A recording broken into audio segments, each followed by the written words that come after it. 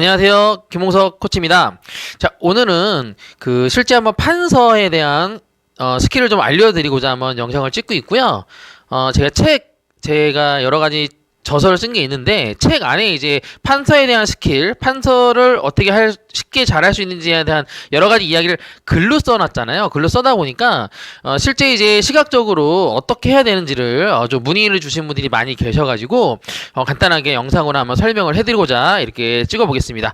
자, 일단은 하나씩 따라와 보시고요. 일단은 판서를 잘 하시고 이미 경력이 출중하신 분들은요, 굳이 보실 필요 없어요. 초보 강사님들 아니면 학원 강사 경력이 있으신데도 판서가 뭔가 지금 자기가 짜임새가 부족하다, 내가 지금 뭔가 부족한 게 있나? 라는 생각이 들으신 분들은 보시면 되겠습니다.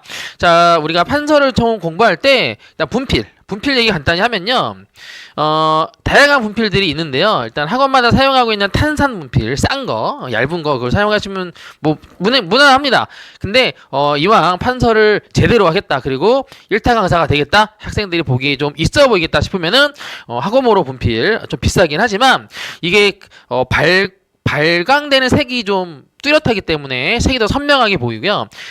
또 했을 때 판서를 썼을 때 뭔가 있어 보인다라는 거. 자, 그렇게 참고해 보시고 한번 학원으로 좀 비싸도 한번 구입하셔가지고 사용해 주시면 좋을 것 같아요. 자, 일단 하나씩 한번 해봅시다. 자, 판서를 하기 전에 칠판을 보시면요, 제일 중요한 게 칠판에 지금 거기에는 이제 영상이 안 보이실 거예요. 학생들도 잘 안 보입니다. 칠판에 눈금이 거져 있어요. 눈금이. 그러니까 가늘게 암선이 되어 있다고 보시면 되는데요. 이 암선에 맞춰서만 쓰더라도 멀리서 봤을 때 짜임새 있어 보입니다.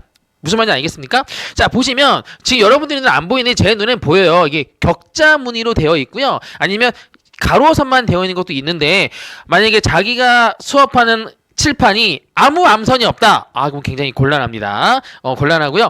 자기가 시각적으로 암선을 그리고 글씨를 써야 돼요. 자, 보시면 제가 아무거나 써볼게요. 쓸 때도 자, ax 제곱 더하기 bx 더하기 c를 딱 썼습니다. 이차함수 모양을 썼는데 다시 한번 얘기했지만 저도요, 지금 학원 경력이 16년이 됐는데요, 저는 10년째 칠판 수업을 하지 않고 첨삭식 수업을 하다 보니까 칠판 수업을 하지 않아요. 그럼에도 불구하고요, 제가 판서를 글씨를 잘 쓰는 건 아니지만 다 쓰고 났을 때 멀리서 보면요, 판서가 참 짜임새가 있다는 걸 느끼실 수가 있으실 거예요.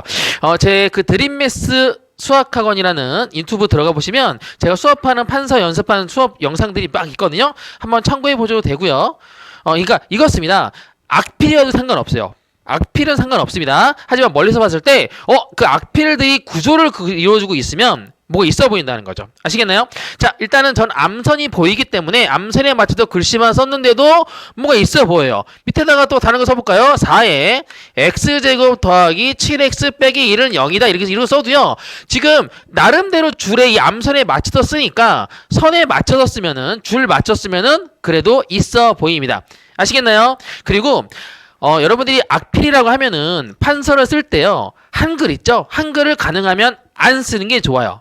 악필이니까. 근데 부득이하게 만약에 써야 된다, 방정식 이런 거 써본다 이거죠. 방정식을 쓸 때 마음이 급하니까 막 급하게 쓰는 친구들, 식 막 이렇게 날려 쓰는 친구도 있단 말이죠. 하지만 본인이 지금 초보 강사고 판서가 약해 라는 느낌이 든다면 이렇게 날려 쓰지 마시고요, 하나씩 끊어서 천천히 써도 됩니다. 그렇게 정식. 악필이에요. 저도 악필이지만 위에 거랑 밑에 거랑 좀 다르죠. 그쵸? 이거를 좀 더 짜임새 있게 쓰고 싶다면 굴곡에 연결해 쓰지 마시고요, 한자씩 선을 하나씩 쓰시면 됩니다. 방정식 잘 쓰면 방정식 이렇게만 써도요, 멀리서 봤을 때 나쁘지 않아 이런 생각이 듭니다. 아시겠죠? 자, 그리고 이게 줄 맞춰 쓴다는 거 기억하시고요, 가끔 초보 강사님들이 문제를 막 풀다가 쫙 내려갔을 때 쭉 문제 내렸습니다. 그러다가 이렇게 선을 그리는 친구들이 있어요. 이렇게 선을 그리는데, 이렇게 왜 선을 그리냐? 얘랑 다른 문제 풀 거야. 이렇게 구간을 나누시는 분들이 계신데요, 판서가 약하신 분들은요, 이 세로줄 가능하면 그리지 마세요. 이쁘나요? 별로 안 이쁘죠? 이 세로줄을요, 이쁘게 그릴 수 있는 강사들이 별로 없습니다. 아시겠나요? 세로줄을 이렇게 뭐하러 그래요? 뭐하러? 저는 암선이 있으니까 이게 선 따라 그리면 그래만 좀 난데 암선이 없는 칠판 또는 이제 세로줄 굳이 그리지 않아도요. 여러분들이 쓸 때 요 끝만 어느 정도 맞춰서 쓰신다고 하면 굳이 세로줄 그리지 않아도 멀리서 학생들이 봤을 때 구간이 나눠져 있구나 라는 걸 판단할 수가 있습니다. 아시겠네요? 자, 그 다음에 두 번째는 강조 표시를 어떻게 할 거냐. 강조 표시 색분필이 여러 가지가 있잖아요. 뭐 흰색은 그냥 문제를 풀 때 사용하시면 되고요. 자, 노란색 분필은 강조하고 싶은 부분 풀이를 쓰는데 이 부분이 중요해. 이 부분이 중요해. 그때 노란색 쓰셔도 되고요. 아니면 중요 표시를 동그라미나 네모 표시로 하게 되는데요. 이왕이면 동그라미보다 네모 표시를 하는 게 좋습니다. 여러분 잘 보세요. 내가 여기 bx 더하기 c가 중요해. 그럼 요렇게 동그라미 했습니다. 요렇게 친 것과 제가 여기 7x-1을 중요하게 표시하고 싶어요. 이 사각형을 그리는데 직사각형보다는 뭔가 나 이게 중요해 라고 요렇게 표시하면요. 좀 더 각져 있으면 좀 더 있어 보입니다. 알지? 죄송합니다. 학생들한테 하는 듯이 습관처럼 반말이 나는데요. 자, 여러분 강조 표시할 때 이왕 동그라미보다는 네모 표시로 표시를 해주면 좋겠다라는 얘기고요. 자, 그 다음에 여러분 이제 색분필을 활용할 때 다시 한번 정리하면 흰색은 그냥 문제 풀 때 자유하게 쓰시면 되고요. 제일 많이 쓰시는 거예요. 그 다음에 노란색은 중요하고 강조하는 거고요. 녹색 같은 것도 보면 녹색 분필도 있습니다. 4x제곱 더하기 7x-1 이렇게 했을 때 저는 녹색을요 이렇게 한 다음에 얘를 치환 같은 거 할 때 활용합니다. 치환할 때 녹색을 활용하면 좋다. 알겠니? 그리고 빨간색 분필 어떻게 하냐면 맨 마지막에 답을 쓴다거나 가장 핵심적인 부분을 나타낼 때 제가 빨간색을 씁니다. 답이 만약에 4다 그러면 띵띵띵 하고 답을 4입니다. 이렇게 쓸 때도 있고요. 방지 혹시 이 부분이 문제에서 제일 중요한 거야 라고 할 때 이렇게 표현하셔도 됩니다. 알겠습니까? 자, 요 정도 하시면 되고요. 자, 그 다음에 판서를 할 때 가장 여러분들 수학 선생님도 그렇고 가장 약하게 느껴지는 게 그래프를 그리는 거. 그래프 그리는 것도요.